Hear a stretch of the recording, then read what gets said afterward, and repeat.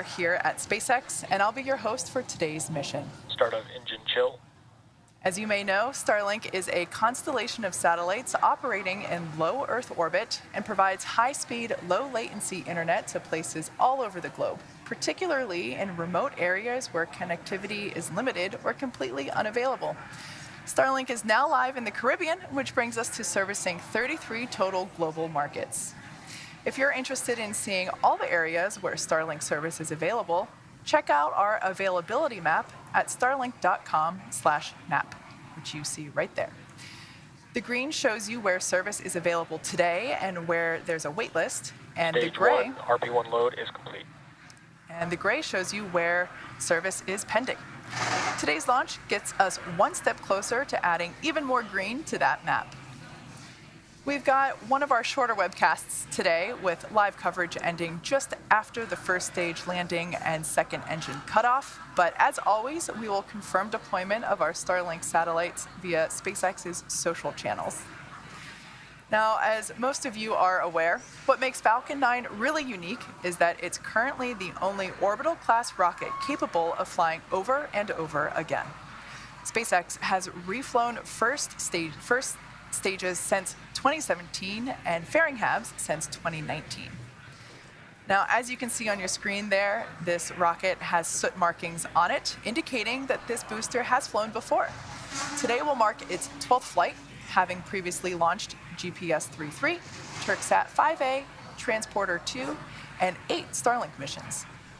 We'll be attempting to recover this booster again on our drone ship, which you see there, although a little rainy. Just read the instructions. It's currently parked a couple hundred miles off the coast of Florida in the Atlantic Ocean. Now, the first stage's objective... Falcon 9 tanks are pressurizing for strong back retract. First stage's objective is to accelerate the vehicle through the Earth's atmosphere to space with the help of its 9 Merlin engines, and then separate from the rest of the rocket and return to Earth for landing. While the first stage returns to Earth, the second stage will continue on its journey, igniting its single... Strong back retract has started.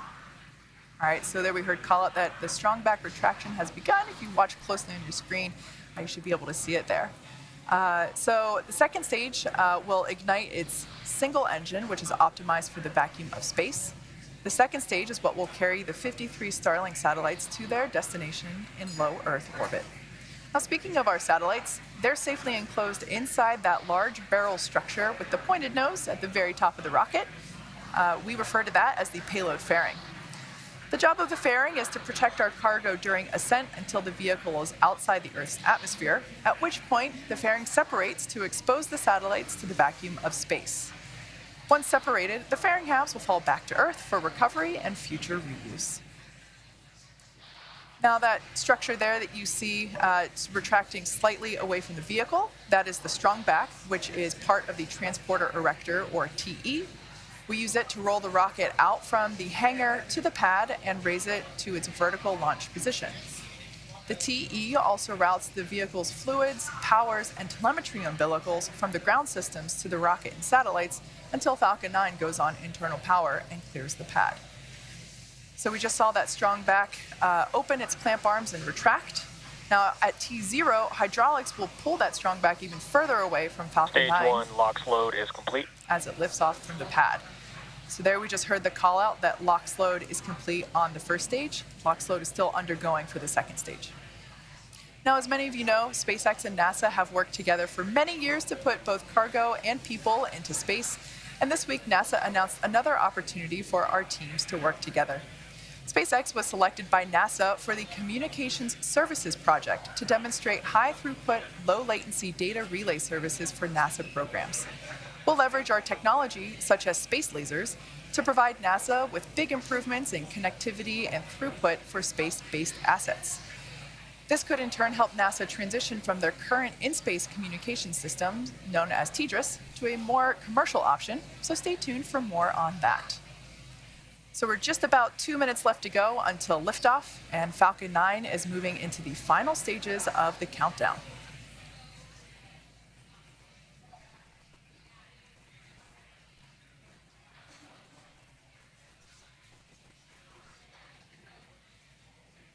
Expecting to hear the call for second stage LOX load completion.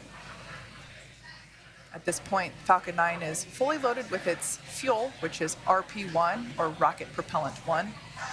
First stage is fully loaded. Stage 2 LOX load is complete. All right, so first stage is fully loaded, as well as second stage fully loaded with its liquid oxygen.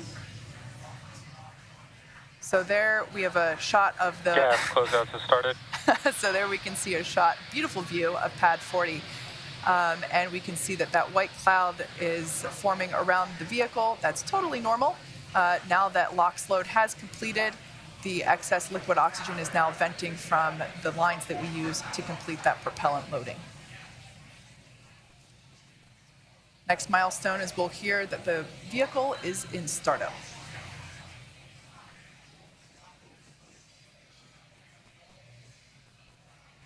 Falcon 9 is in startup. All right, so there's that call. At this point, the onboard flight computers now have control of the countdown.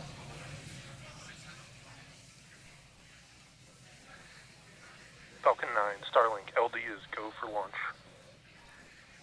All right, and now with that final go for launch from our launch director, at this point in time, the weather 30 seconds. The weather is looking to cooperate. The range remains green, ready to support.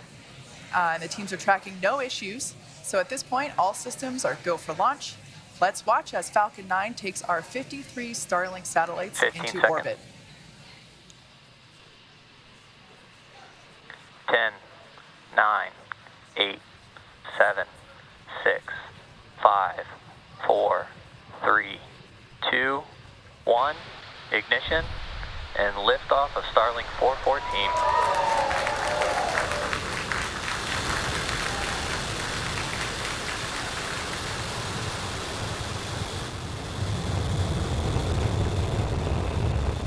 Vehicle's pitching downrange. M1D chamber pressure is nominal.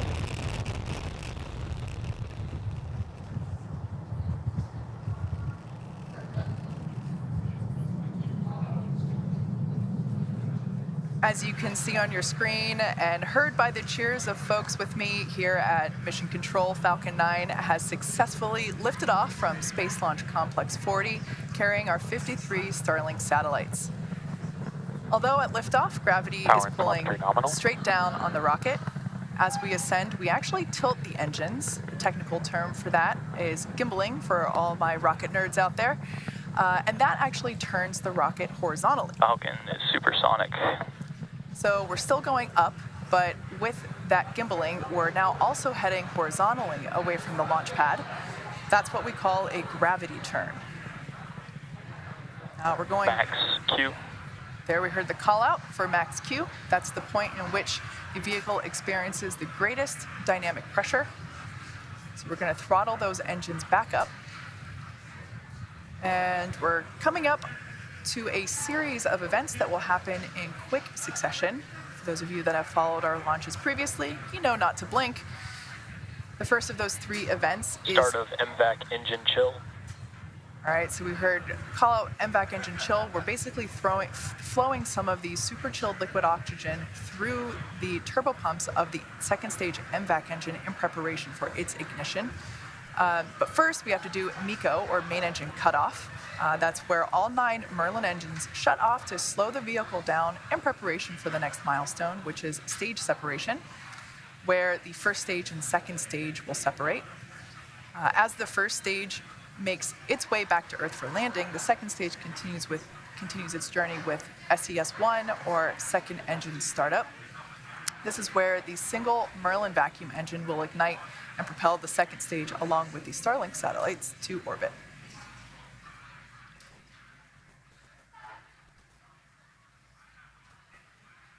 A view there inside our inner stage. Main engine cutoff. Stage separation confirmed.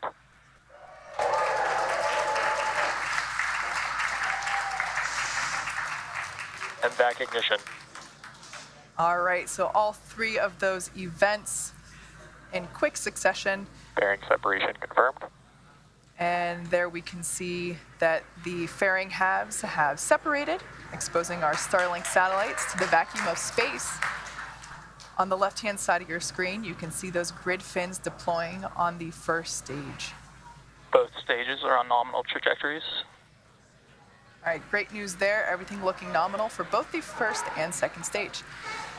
Now, while the second stage is doing its job, the first stage is actually coming back home to Earth, and it will execute 2 burns today. The first burn is the entry burn.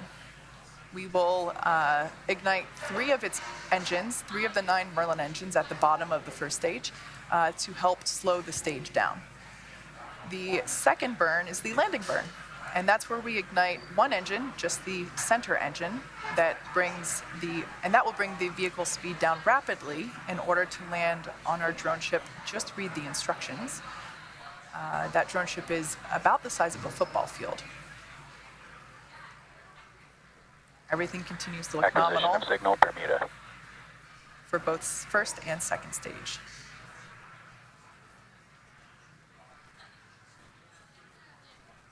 Beautiful shot of the second stage MVAC engine there on the right-hand side of your screen, with the beautiful blue marble rotating slowly behind it.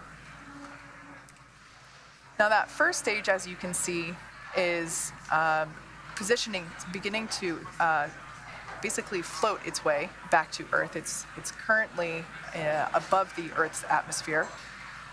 In order to help it make its way back through the Earth's atmosphere, we're going to perform a re-entry burn. Not currently visible from that view, we have landing legs stowed on the side of the booster. Falcon 9 is equipped with 4 landing legs made of carbon fiber aluminum honeycomb. They're placed symmetrically at the base of the rocket and stowed during ascent, and they will deploy just prior to landing. As we come up to the entry burn, a reminder, this is a 3-engine burn meant to slow the first stage as it hits the thicker layers of the Earth's atmosphere. As you can see, Falcon 9 has grid fins on it. It's equipped with 4 hypersonic grid fins. They're positioned near the top of the first stage and near the base of the inner stage. So basically where those 2 pieces of hardware connect. Currently, the first stage is using its grid fins for steering as it makes its return to Earth. If you watch closely, you can see those grid fins Stage 2 actuate. trajectory continues to look nominal. Those grid fins help orient the rocket during re-entry and guide the rocket during descent. There we just saw a puff of gas. That is just nitrogen gas. We use nitrogen gas bursts for attitude control on the first stage.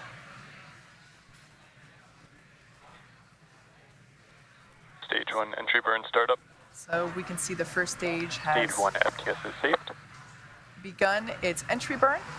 We have reignited 3 of the 9 Merlin engines to help slow the booster down as it re-enters the thick part of the Earth's atmosphere. This burn will last about 20 seconds. Everything continues to look nominal for second stage. We can see that that entry burn has Stage concluded 1 for entry first burn stage. shut down. Again, that white gas that you see coming from the booster are the nitrogen gas bursts that we use for attitude control. As I previously mentioned, you were able to see the soot markings on this booster left over from its previous flights, its previous 11 flights. This is the 12th flight for this booster. Stage 1 trajectory nominal. The rocket-grade kerosene, or RP1, that we use as fuel for Falcon 9 is carbon-based. So when the fuel burns, it generates soot. Because the reentry occurs with engines first, the booster actually flies through its own plume, which deposits that soot onto the side of the rocket. So Stage 1 transonic. be sure to check out the feed from the onboard camera. During landing, you may be able to see that soot sticking to the lens. When we light the center engine for the landing burn, we gimbal that engine also to help guide the stage in addition to the grid fins. So there we can see that booster making a re-entry through the clouds now. Everything continues to look nominal with second stage Stage there. 1 landing burn. Stage 2 terminal guidance. All right, we heard the call out and you can see there on screen the landing burn has begun. Watch closely, we should be able to see the drone ship come into view. This drone ship is about the size of a football field. Stage 1 landing leg deploy.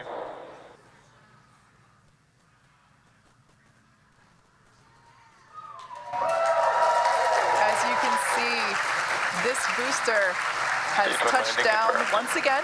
This is the 12th recovery for this particular booster. Stage 2 FDS is safe.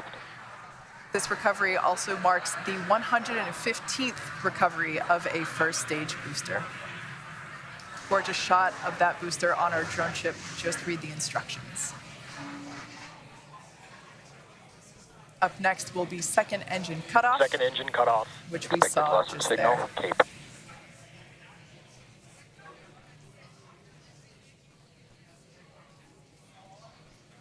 At this point in time, we are waiting to hear confirmation of good orbit for our second stage now that the second engine, that Nominal Merlin. parking orbit. All right, and there's that confirmation that we were waiting to hear. So with that confirmation of a successful second engine cutoff and good orbit, we'll be ending our webcast for today's launch.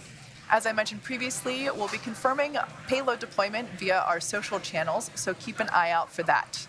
Thank you to the Federal Aviation Administration for supporting our mission. And of course, thank you to our viewers and all our Starlink customers for using our service at this time. If you're interested in signing up for Starlink service, head on over to starlink.com.